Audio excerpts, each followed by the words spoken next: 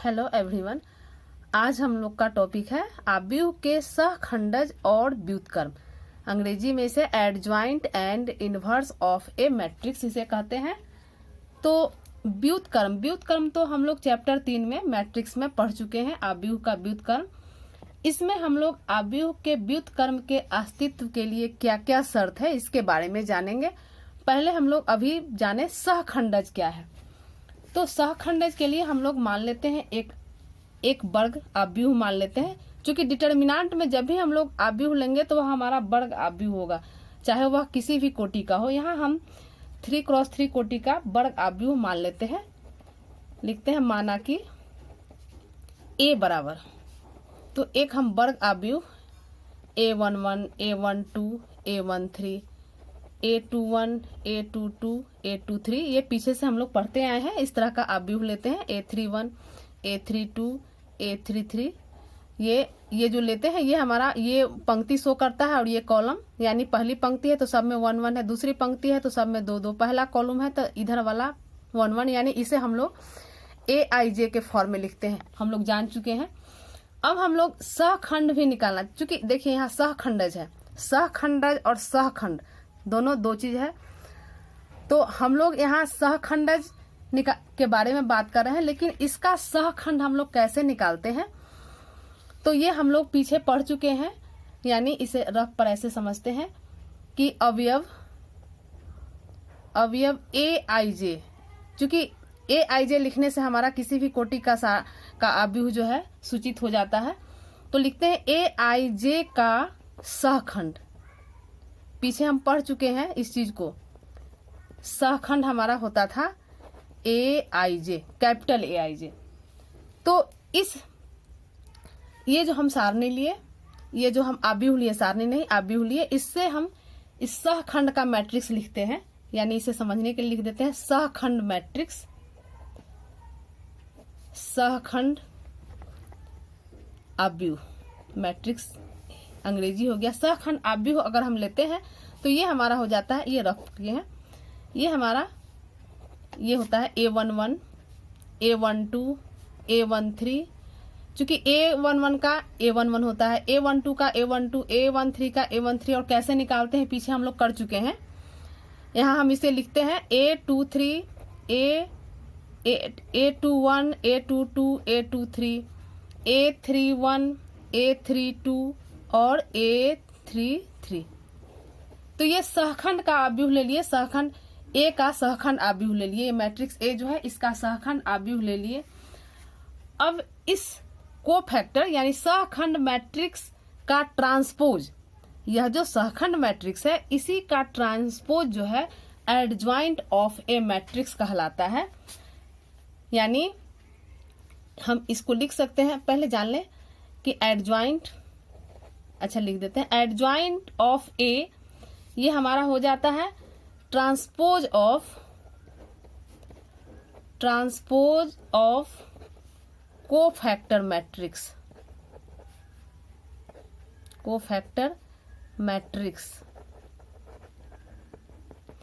यानी ये हो जाता है सहखंड, इसे हिंदी में लिखेंगे सहखंड आव्यूह का परिवर्त। यानी एडज्वाइंट A बराबर हो जाएगा हमारा, ये जो हमारा पंक्ति है यह कॉलम बन जाएगा। यानी इसे ऐसे लिखेंगे A11, A12, A13, फिर दूसरी पंक्ति दूसरा कॉलम A21, A22, A23, तीसरी पंक्ति तीसरा स्तंभ, तीसरी पंक्ति तीसरा स्तंभ आएगा, यानी A31, A32 और A33। तो यही हमारा एडज्वाइंट हो गया। और हम लोग जान लें एडज्वाइंट ये हम जो है लिखते हैं एडज्वाइंट ऑफ ए मैट्रिक्स, यह कहलाता है। यानी एडज्वाइंट ऑफ ए मैट्रिक्स को ADJA यानी एडज्वाइंट ऑफ ए से सूचित करते हैं। ये जान ले हम लोग।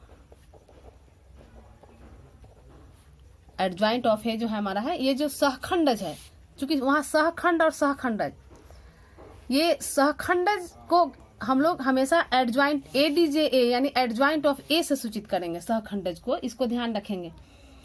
तो यही हमारा एडजॉइंट ऑफ ए। कैसे किसी मैट्रिक्स का एडजॉइंट निकालेंगे, तो उसका हम सहखंड आव्यूह पहले लिख लेते हैं और सहखंड आव्यूह का ट्रांसपोज ले लेते हैं, तो वही हमारा एडजॉइंट ऑफ ए हो जाता है। इसे व्यापक रूप में हम कह सकते हैं, व्यापक रूप जानना बहुत जरूरी होता है। इसे व्यापक रूप में हम कह सकते हैं कि एक वर्ग आव्यूह जैसा कि हम पीछे मैट्रिक्स में कर चुके हैं, A बराबर AIJ का सहखंडज ये कोफैक्ट, ये हम एडजॉइंट के बारे में कह रहे हैं, का सहखंडज आव्यूह AIJ यानी ये हमारा सहखंड आव्यूह AIJ के परिवर्त के रूप में परिभाषित है। यानी अब हमें एडजॉइंट, अगर किसी आव्यूह का एडजॉइंट निकालना हो तो पहले उसका हम सहखंड निकाल लेंगे। सहखंड निकालकर प्रत्येक अवयव का सहखंड निकाल लेंगे। सहखंड निकालकर उसका मैट्रिक्स लिख लेंगे और उसका ट्रांसपोज करेंगे, तो वही हमारा एडजॉइंट ए हो जाएगा। चाहे डायरेक्ट हम सहखंड निकालकर उसका ट्रांसपोज यानी इस रूप में लिख देंगे A11, A12, A13, तो इस तरह से हम लिख लेंगे, तो यही हमारा एडजॉइंट ए हो जाएगा। अब हम ये तो चूंकि 3x3 कोटि का बताए हम मैट्रिक्स का, 2x2 कोटि में एक जो है बहुत आसान तरीका है।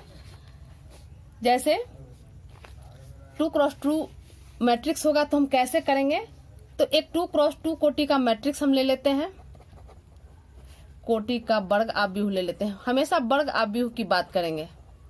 2x2 कोटि का वर्ग आव्यूह लेते हैं। मान लेते हैं कि हमारा A बराबर है A11, A12, A21, A22, ये हमारा 2x2 कोटि का।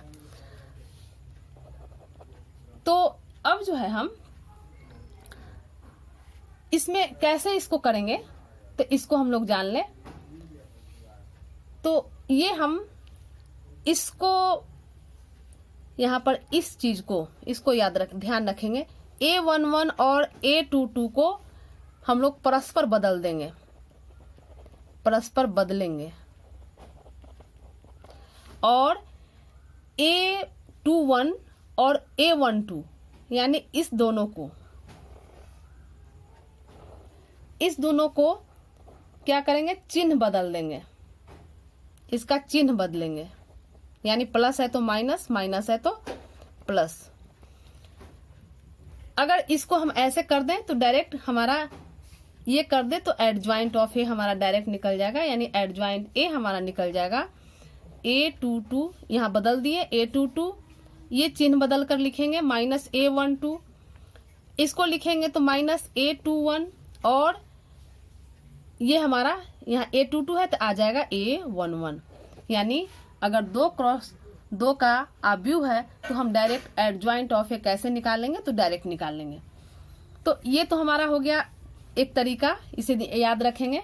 अगर नहीं याद हो तो फिर उसी प्रोसेस से, जैसे हम एक एग्जाम्पल लेते हैं, इस एग्जाम्पल से समझते हैं। जैसे अगर मान लेते हैं कि कोई आव्यूह हमारे पास है 2, 3, 1, 4, कुछ भी ले लिए हम, तो इसका सहखंडज निकालना है। का सहखंडज यहाँ लिख देते हैं, का सहखंडज। यहाँ अगर ये लिखे इसका सहखंडज कैसे निकालेंगे, तो ये एडजॉइंट के लिए ऐसे बदल देंगे। अब हम कोई मैट्रिक्स यहाँ ले लेते हैं, इसका अगर सहखंडज ज्ञात करना हो, सहखंडज, तो इसके लिए एडजॉइंट ए लेते हैं। तो अभी जो बताए कि इसको परस्पर बदल देंगे, यानी यहाँ 2, 4 है तो यहाँ हो जाएगा 4, 2, और यहाँ जो 2 है इसमें चिन्ह बदल कर लिखेंगे, यानी 3 है तो यहाँ -3 हो जाएगा, और यहाँ 1 है तो -1, यानी हम डायरेक्ट एक लाइन में सहखंडज निकाल दिए। लेकिन अगर यह याद नहीं हो तो ये हमारा पहला प्रोसेस है, इजी मेथड है। नहीं याद हो तो इसके लिए हम फिर एडजॉइंट ए, तो एडजॉइंट ए के लिए क्या बताया है कि हमारा जो सहखंड का ट्रांसपोज लेते हैं तो वही हमारा एडजॉइंट ए, पीछे बताए हैं कि हमारा सहखंड आव्यूह का परिवर्त यानी ट्रांसपोज ऑफ को फैक्टर मैट्रिक्स, तो इसका जो लेते हैं यही हमारा एडजॉइंट ए होता है। तो ये हमारा ये हो गया A11 A12 A21 A22। तो अब देखिए इसको, अब इसके लिए हम A11 निकालेंगे यानी A11 पीछे हम लोग कर चुके हैं पिछले चैप्टर में। A11 यानी ये हमारा होता है -1 to the power 1 + 1 M11। ये -1 जो है 1 + 1 के कारण प्लस हो गया, और M11 यानी हमारा ये, तो इसको छोड़ेंगे यानी ये हमारा हो जाएगा यहाँ पर ये जो आव्यूह दिया है ये इसमें बात करेंगे। तो M11 तो हमारा ये हो गया, इसको छोड़ेंगे यानी ये 4 हो गया, तो A11 4 हो गया। इसी तरह A12 लिखेंगे -1 पर पावर 1 + 2 M12 यानी 3 हो गया, तो ये छोड़ देंगे, 1 हो गया हमारा, और यहाँ -1 पर पावर 3 हो गया यानी -1, तो 1 और -1 का गुना करेंगे -1 हो जाएगा। इसी तरह A21 चलेंगे तो ये हमारा -1 पर पावर हो जाएगा 2 + 1 M21। ये हमारा M क्या है, M उपसारणिक है, पीछे पढ़ा चुके हैं, याद होगा, ये हमारा उपसारणिक है। तो ये बराबर हो गया, यहाँ पर फिर इसके कारण माइनस हो जाएगा, और M21 यानी दूसरी पंक्ति पहला स्तंभ ये, तो इसको छोड़ेंगे यानी 3 हो गया, यहाँ -1 है यानी -1 × 3, तो ये हमारा -3 हो गया। और A22 ज्ञात करेंगे तो -1 पर पावर 2 + 2 M22, ये प्लस हो गया, और M22 हमारा ये यानी ये और ये कैंसिल हो गया, 2 बचा 2। अब हम इसका मान, ये वैल्यू जो है इसका मान हम यहाँ रख देते हैं, यानी एडजॉइंट ए हमारा है A11 A12 A21 A22, ये बराबर हो गया। A11 है 4, A21 है A12 है, यहाँ से लगातार लिखते हैं, A21 हो गया -3 और A22 हो गया 2, तो ये हमारा एडजॉइंट। अब देखिए यहाँ पर ये जो हम निकाले 4 -3 -1 2, और ये भी हमारा है 4 -3 -1 2, दोनों एक ही है। तो अंतर यही है कि इसमें अगर याद ये प्रोसेस नहीं है, ये बहुत इजी प्रोसेस है, इसको ध्यान रखेंगे तो एक्सरसाइज बनाने में भी आसान होगा, और ऑब्जेक्टिव में अगर क्वेश्चन पूछता है तो उस टाइप से हम तुरंत जल्दी करके इसको हम सॉल्व करके आंसर निकाल सकते हैं। तो ये ध्यान इजी है, इसको याद रखेंगे कि इसमें परस्पर एक दूसरे को बदल देंगे और यहाँ चिन्ह बदल देंगे, बस परस्पर बदलेंगे एक दूसरे को और यहाँ चिन्ह बदल देंगे।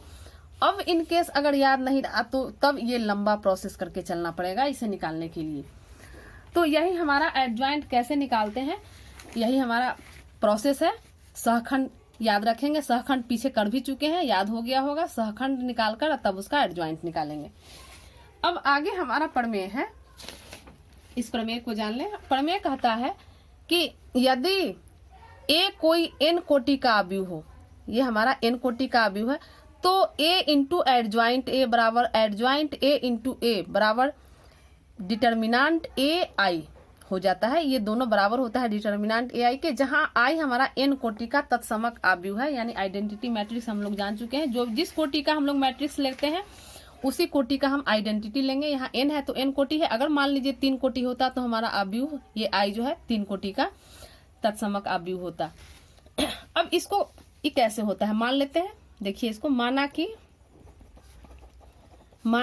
a बराबर है, तो ये हमारा हो गया A11 A12, ये हम मैट्रिक्स ले रहे हैं, A13 A21 A22 A23 A31 A32 और A33, ये हम मैट्रिक्स ले लिए।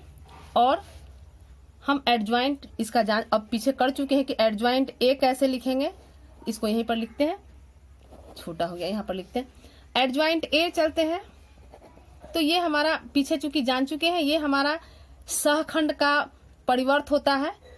तो सहखंड यानी A11 इसको ऐसे लिखेंगे A11 A12 A13 A21 A22 A23 A31 A32 और A33, ये हम कर चुके हैं। अब हम पीछे कर चुके हैं पहले वाले चैप्टर में कि एक पंक्ति या स्तंभों के अवयवों का संगत सहखंडों से गुना का योग। संगत सहखंडों यानी इसका अगर पहले से करें सो, या दूसरा का दूसरे से करें, संगत का मतलब यही हुआ, या तीसरा पंक्ति का तीसरे स्तंभ से करें, यानी संगत सहखंडों के गुना का योग जो है डिटर्मिनांट ए होता है। ये पीछे हम कर चुके हैं। और बाकी सब जो है बाकी जैसे इसका इसके साथ करेंगे तो डिटर्मिनांट ए आएगा, लेकिन इसका गुना इसके साथ करें तो 0 हो जाएगा। पहली पंक्ति का गुना तीसरे स्तंभ के साथ करें तो 0 हो जाएगा। फिर दूसरी पंक्ति का गुना पहले स्तंभ से करें तो 0 हो जाएगा। यानी इसको ऐसे लिखते हैं, देयरफॉर चूंकि यहाँ निकालना है ए इंटू एडज्वाइंट ए। पहले चलते हैं ए इंटू एडज्वाइंट ए। तो ए हमारा है A11, A12, A13, A21, A22, A23, A31, A32, A33 और एडज्वाइंट ए हमारा है A11, A12, A13, A21, A22, A23, A31, A32 और A33। अब ये जो हमारा है, तो अभी जो बताया कि अगर पहली पंक्ति, ये चूंकि दोनों गुना करना है, इंटू है, गुना करना है, तो पहली पंक्ति को पहले स्तंभ से करेंगे तो ये हमारा डिटर्मिनेंट आ जाएगा। और बाकी इसको इससे करें, इसको तीसरी से करें तो 0 हो जाता है। ये हम पीछे पहले कर चुके हैं, इसलिए यहाँ हम डायरेक्ट लिखेंगे, यानी implies that A into adjoint A. तो ये हमारा हो जाएगा, इसका गुना इससे करेंगे तो ये हमारा डिटर्मिनेंट ए आ जाएगा। इसका इससे करेंगे तो 0 आएगा। फिर इसका तीसरे से करेंगे तो 0। फिर दूसरी पंक्ति का पहले स्तंभ से करेंगे 0 आ जाएगा। दूसरी पंक्ति का दूसरे स्तंभ से करेंगे डिटर्मिनेंट ए आ जाएगा। और दूसरी पंक्ति का तीसरे से करेंगे 0। इसी तरह तीसरी का हमारा यहाँ डिटर्मिनेंट ए आ जाएगा। ये हम लोग चूंकि पहले कर चुके हैं। अब इसमें से हम क्या करेंगे कि इसमें से डिटर्मिनेंट ए तीनों चूंकि मैट्रिक्स है, तो अगर हम डिटर्मिनेंट ए कॉमन ले लेते हैं तो ये हमारा हो जाता है 1 0 0 0 1 0 और 0 0 1। यानी इसको हम लिख सकते, ये चूंकि आइडेंटिटी मैट्रिक्स आ गया तो इसको हम लिखेंगे डिटर्मिनेंट ए इंटू आई। अब इसी प्रकार चूंकि अभी हम इसको ये लेकर चले तो ये सिद्ध किए। अब इसी तरह एडज्वाइंट ए इंटू ए लेंगे तो हमारा यही रिजल्ट यही आएगा। यानी इसको हम लिख सकते हैं कि इसी प्रकार हम लिख सकते हैं कि एडज्वाइंट ए इंटू ए, ये हमारा आ जाएगा डिटर्मिनेंट ए इंटू आई। तो देयरफॉर ए एडज्वाइंट ए बराबर एडज्वाइंट ए इंटू ए बराबर हमारा डिटर्मिनेंट ए आई होगा। तो यही हमारा एन कोटि का अभी हो। तो कैसे हम निकालेंगे, ये जो है ये हमें एक्सरसाइज बनाने में इससे काफी मदद मिलेगा। तो इसको हम लोग देख लिए। अब आगे हम देखें, अब आगे जानते हैं अव्युत्क्रमणीय और व्युत्क्रमणीय क्या है। यानी सिंगुलर मैट्रिक्स ये है क्या, इसको कहते हैं अव्युत्क्रमणीय आव्यूह। तो एक ऐसा मैट्रिक्स जिसका सारणिक यानी उसका डिटर्मिनेंट 0 हो जाए तो वह जो है सिंगुलर मैट्रिक्स कहलाता है।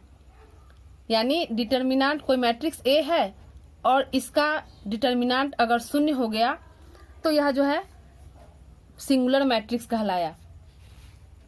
तो जैसे इसको लिख देते हैं भाषा में, ऐसा मैट्रिक्स जिसका मान, ऐसा आव्यूह जिसका सारणिक 0 हो जाए, ऐसा आव्यूह जिसका सारणिक 0 हो जाए सिंगुलर मैट्रिक्स कहलाता है। अब है जैसे एक एग्जाम्पल ले लेते हैं। मान लेते हैं कि a बराबर है 1 2 4 8। तो इसका डिटर्मिनांट, ये चूंकि अवयव लिए इसका डिटर्मिनांट लेते हैं, यानी डिटर्मिनांट a, तो ये हमारा हो जाएगा 8 एकम 8 माइनस 4 दूनी 8 यानी 0। तो ऐसा अवयव जिसका डिटर्मिनांट शून्य हो जाए, शून्य हो गया, तो यह जो है सिंगुलर मैट्रिक्स होता है। इसको हम कह सकते हैं कि अतः a अव्युत्क्रमणीय है। यानी एक्सरसाइज में आएगा कि इसका अस्तित्व है कि नहीं, कैसे हम जांच करेंगे। तो पहले उसका डिटर्मिनांट निकालेंगे, अगर 0 आ गया तो कहेंगे कि वह अव्युत्क्रमणीय है, अगर 0 नहीं आया तो वह हमारा व्युत्क्रमणीय होगा। यानी ये पहला पॉइंट था। दूसरा हो जाएगा non singular matrix. Non singular matrix तो इसमें है कि उसका अवयव, इसमें है कि अवयव जिसका सारणिक शून्य हो जाए, इसमें सारणिक शून्य नहीं होना चाहिए। जैसे इसका लेते हैं कि अगर a बराबर ले लेते हैं 1 2 3 4 कुछ भी ले लें, तो अगर हम डिटर्मिनांट a निकालते हैं तो डिटर्मिनांट a हो जाएगा 4 एकम 4 माइनस 6 यानी माइनस 2। यानी देयरफॉर ये हमारा क्या हो गया कि determinant a is not equal to 0। तो इसको हम कहेंगे अतः a व्युत्क्रमणीय है। इसको हमेशा ध्यान रखेंगे। यानी अगर डिटर्मिनांट 0 हो जाए तो वह अव्युत्क्रमणीय होगा, और अगर डिटर्मिनांट 0 के बराबर नहीं है तो वह जो है व्युत्क्रमणीय है। ये नन सिंगुलर का हिंदी हुआ व्युत्क्रमणीय।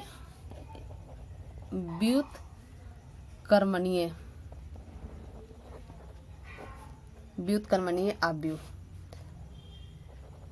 तो इस चीज को याद रखेंगे। यानी ऐसा अवयव जिसका सारणिक शून्य के बराबर नहीं हो, ऐसा यहाँ था ऐसा अवयव जिसका सारणिक शून्य हो जाए, यहाँ कहेंगे ऐसा अवयव जिसका सारणिक शून्य के बराबर नहीं हो, तो यह जो है हमारा व्युत्क्रमणीय यानी नॉन सिंगुलर मैट्रिक्स कहलाएगा।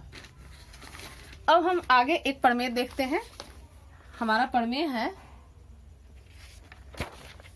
कि अवयवों के गुणनफल का सारणिक उनके क्रमशः सारणिकों के गुणनफल के समान होता है। यानी अर्थात ए बी का सारणिक जो है डिटर्मिनांट ऑफ ए बी बराबर determinant of A into determinant of B, जहां ए तथा बी समान कोटि के वर्ग अवयव है। तो इसका प्रूफ देखते हैं ये कैसे होता है। पहले दूसरा देख लें कि यदि ए तथा बी, ये चूंकि पहले कर चुके हैं हम, ये दूसरा पॉइंट जो है ये हम कर चुके हैं पहले पिछले चैप्टर में, कि यदि ए तथा बी दोनों एक ही कोटि के व्युत्क्रमणीय अवयव हो तो ए बी तथा बी ए भी उसी कोटि के व्युत्क्रमणीय अवयव होते हैं, अर्थात ए बी बराबर बी ए बराबर आई। ये हम लोग पहले कर चुके हैं। इसको हम लोग देखते हैं कि ये क्या है। तो इसके लिए एक एग्जाम्पल लेते हैं पहले वाले के लिए कि अवयवों के गुणनफल। तो इसे कैसे साबित करते हैं ये पहला का देखते हैं। दो हम अवयव ले लेते हैं, दो अवयव ले लिए, 2 3 कुछ भी ले लेंगे, 4 5 और बी ले लेते हैं 1 2 0 3 कुछ भी ले लिए अवयव। ए बी निकालते हैं हम लोग। गुणनफल अवयव का गुणनफल जान चुके हैं, कैसे करते हैं 2 3 4 5 और ये है 1 2 0 3। कैसे गुना करते हैं जान चुके हैं, यानी पहली पंक्ति पहला स्तंभ तो डायरेक्ट कर रहे हैं 2 एकम 2 प्लस 3 को 0 से करेंगे 0, फिर 2 दूनी 4 प्लस 3 तिया 9, फिर 4 को करते हैं दूसरी पंक्ति पहला स्तंभ तो 4 एकम 4 प्लस 5 को 0 से तो 0 हो जाएगा, फिर 4 दूनी 8 प्लस 5 को 3 से करेंगे 15। ये गुना कर दिए, ये हमारा आ गया रिजल्ट आ गया 2 9 4 13 4 और 15 8 23।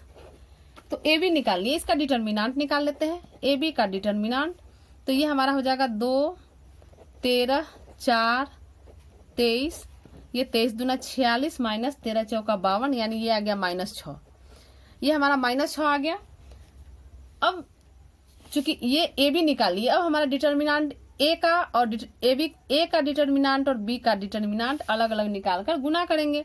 तो डिटर्मिनांट ए निकालते हैं, ए हमारा है 2, डिटर्मिनांट के फॉर्म में लिखेंगे 2 3 4 5, इसे करेंगे 5 दूना 10 माइनस 4 × 12 यानी -2 आ गया।